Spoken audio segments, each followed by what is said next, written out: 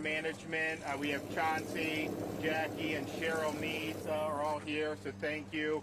Obviously, Eric Sutton, Noah Valentine. As you may imagine, we're here to talk about ongoing efforts at supporting the Everglades. We've done an awful lot, as you know, but one of the issues that has really been a problem are these pythons. They're not native to this area, and they're an incredibly invasive species. And as these pythons have permeated through, they've really disrupted the natural food chain balance.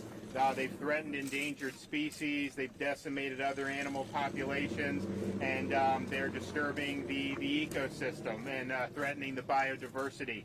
And there's no natural predators for these. In fact, I mean, they can eat small alligators even.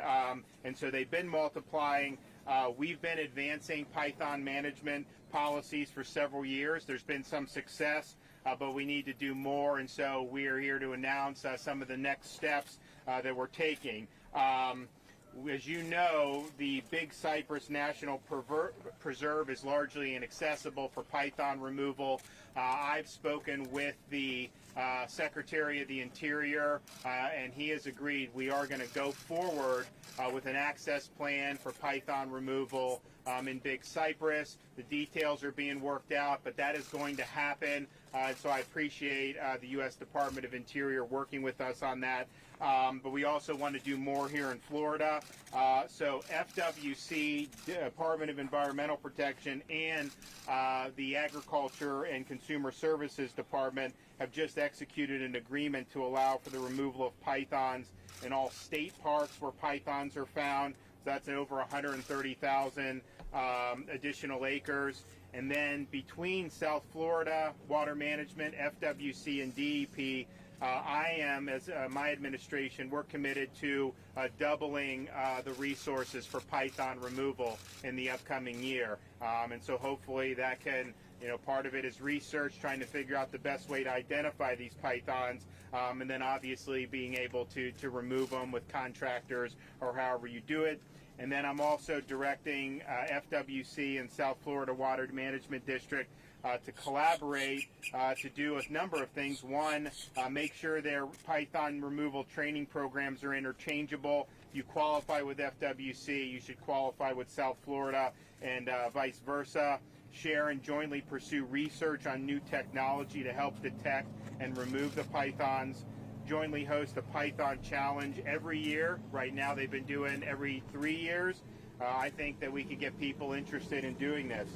Develop agreements with local governments to expand access for state python removers on lands owned by local governments. Engage the public through a targeted education and outreach campaign that focuses on the importance of removing pythons from the Everglades, and create additional incentives for our veterans to get involved in python removal. So I think that there's been some good steps taken. We're stepping up more. We will obviously have the announcement with the Interior once that is done. But I think if we can continue the momentum, then we're going to be better off here to try to protect the Everglades. We're putting a lot of money into restoring the Everglades. Want to make sure that ecosystem is strong. And so with that, we'll have, I think Ronnie's going to come up, and we'll hear from a couple other folks. So you want to come up? Yeah, absolutely. Thank you, Governor. Yep. Well, howdy, everybody. Howdy. Welcome to the beautiful Everglades, one of the natural wonders of the world. I want to thank Governor Desantis for his commitment to the Everglades restoration. And harmful python disrupts the natural food chain. And without a natural food chain, you cannot have a healthy environment. Together with the governor's strong investment in saving the Everglades, we can help preserve this incredible ecosystem for generations to come. I'd like to recognize the Everglades Foundation that I see this here, the Everglades Trust, Eric Eichenberg and Kimberly Mitchell. Also like to recognize Drew Bartley, our Executive Director at South Florida Water Management. Also like to thank the governor for his appointment. It's been a great honor for me to sit on that board and look to the future of all Floridians. Also want to recognize Everglades National Park, Justin Erger, and Commissioner Spotswood, the chairman of the FWC, Rodney Beretta, And congratulations, Rodney. And want to thank Pedro Ramos for working with us. Under the governor's request and leadership, we have come up with a plan. And basically, the plan is to increase the expert hunters with South Florida water management and increase the hunters with our FWC. Over the past 2 years, since April or March of 2017, they have removed over 3,000 pythons out of the Everglades. And that does not count what the public is doing outside of our state agencies. And it doesn't count the 50 that I caught 4th of July. I did that just for you, Governor. Okay? When you say go, we go. But, you know, we're working with Everglades National Park and the Big Cypress Preserve to have additional access into remote areas that we've never been able to get into before. And I want to thank our federal partners for working with our state agencies and the governor to be able to get into these very remote areas in the Everglades. So basically, the important thing under the governor's leadership, we're going to make a difference. And we're going to increase the pressure on a snake that is actually destroying all of our natural food chain in the beautiful Everglades. One other partner that we need the public. We need all of you. So what I have to say to the Gladesmen, the culture of a lot of people I grew up with here, and the fishermen, and the hunters, and the bird watchers, and the hikers, the photographers, the bike riders that enjoy this beautiful environment. When you see a snake, and if you have the expertise, we need your help. It's all about we. And we can do it together. And I want to thank all of the people that have been so involved in removing the python out of this beautiful environment, and long live the Everglades. Long live the Everglades.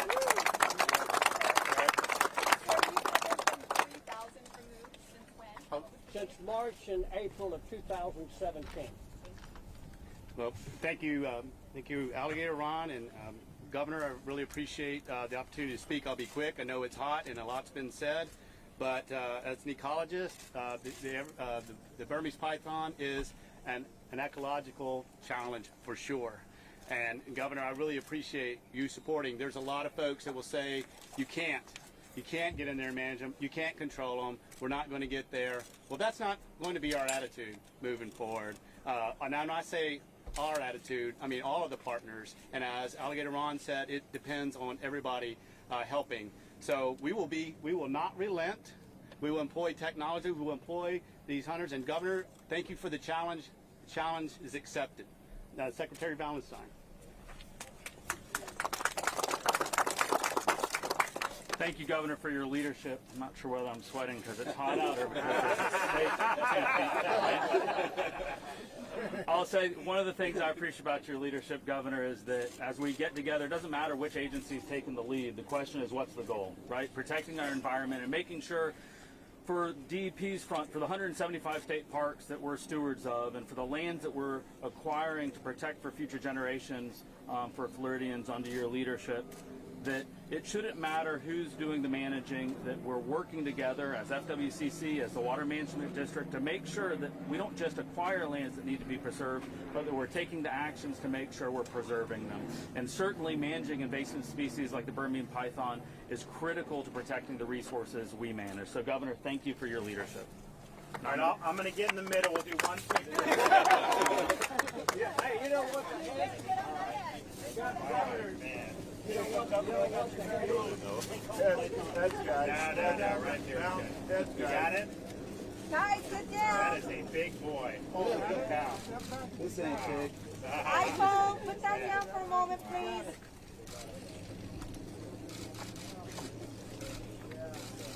All right. You good?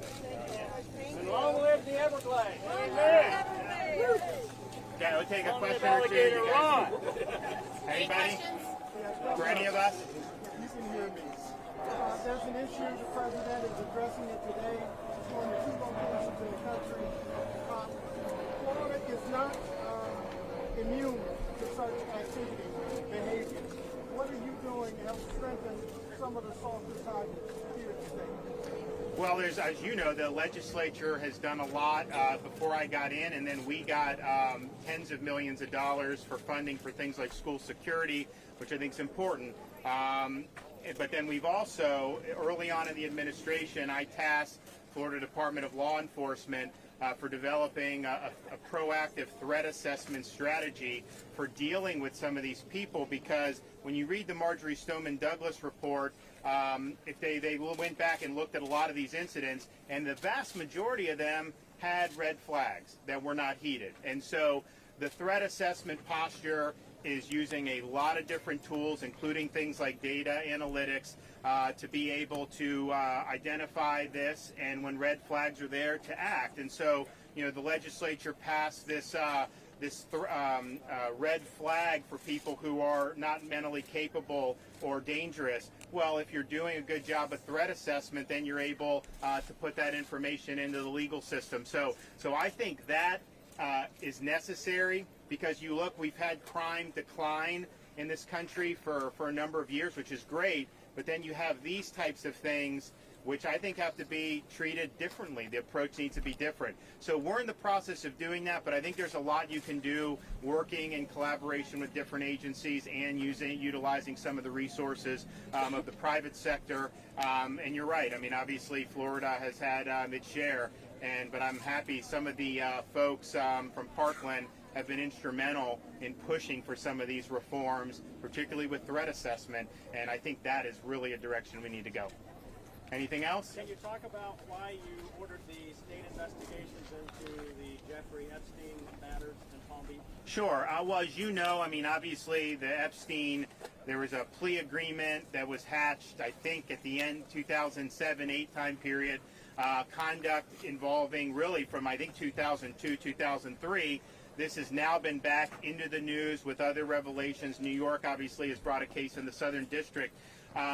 There was the issue of when he was on, first he got this light sentence, and then he was on work release, and the idea, the possibility was that he was abusing more women, young girls, during the time he's on work release. And so the sheriff had started to investigate that in Palm Beach, and then he asked me, just given the sensitivities involved, if I would consider doing FDLE to take it over, just because they don't have a dog in the fight.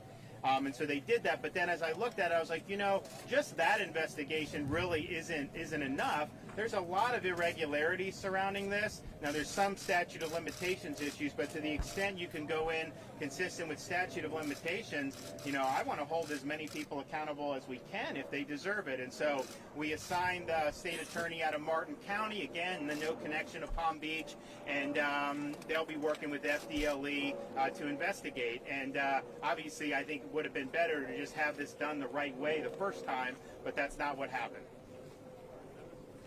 Yes. Back to the snake, you know, a lot of the 3,000 pythons that Mr. Bergeron mentioned were caught on these levees here. Alligator Ron was involved with, I know, capturing 2 on the tree islands out here. They're miles and miles from the road. We have some trappers here in this audience.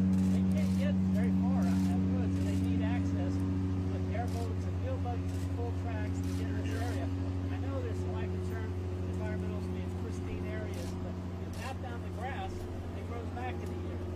If you don't have any wildlife out there to eat it, it grows wild. You have to wind up burning it anyway. So I think we need to look at some channels that open up some areas that have been closed just lately, historically, to these mechanized things getting through the swamp. But it will help. It will help a lot. I think Ronnie's going to address that in his plan, and then we'll see. But I do want to thank all these guys. I mean, you know, Ronnie obviously knows this better than anybody. And I told them early on, I mean, we were obviously focusing on a lot of the things we've already done in terms of the resources and everything with Everglades. I was like, we got to get these pythons, and he said he would do it.